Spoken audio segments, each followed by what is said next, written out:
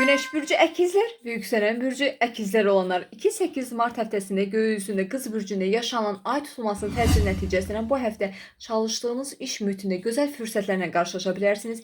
Evinizlə əlaqəli ani bir qərar ala bilərsiniz. Valideynlərinizlə əlaqəli vacib hadisələr yaşanıla bilər. Başqa bir evə köçmək və yaxud da ev alqı-satqısı ilə əlaqəli mövzular bu həftə sizin gündəminizdə yer ala bilər.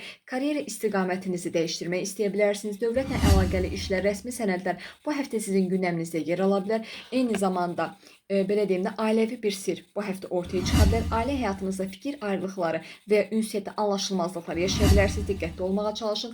Ailənizdən maddi dəstəklər ala bilərsiniz. Keçmiş bir iş və ya maliyyə gəlir resursu bu həftə yenidən gündəminizdə yer ala bilər və bir tərəfdən də maliyyə ilə əlaqəli yeni fürsətlərlə bu həftə qarşılaşa bilərsiniz.